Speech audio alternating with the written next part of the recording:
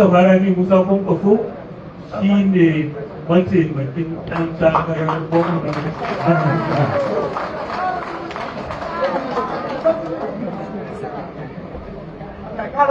kuma na bayan mun gama mun ƙara magiya don Allah don girman Allah a zuciyarka ka saki ka cire kowace irin damuwa ka saki ka cire kowace irin damuwa ka sanya albarka sai abin ya yi albarka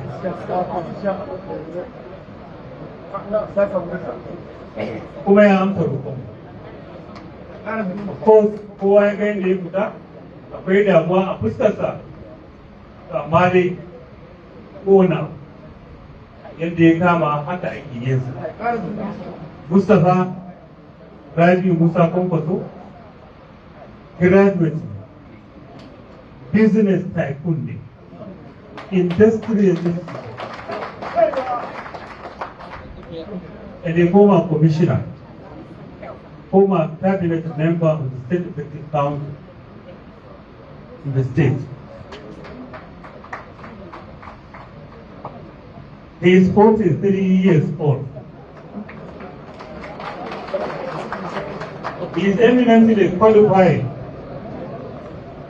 to run for the office, to run for higher office,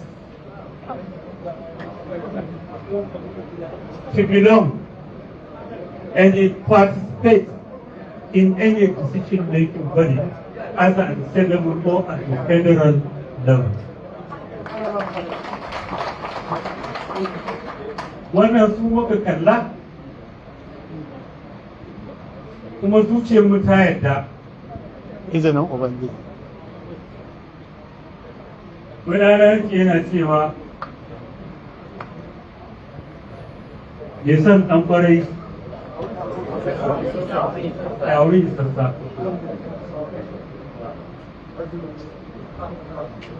Ɗan bajimi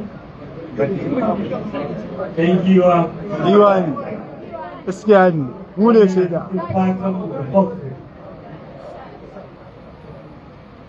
Saboda haka jama'a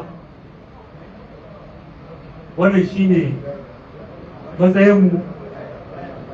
Mustapha Rabiu Musa Kwankwaso shi ne mataimakin ɗan takarar gwamnan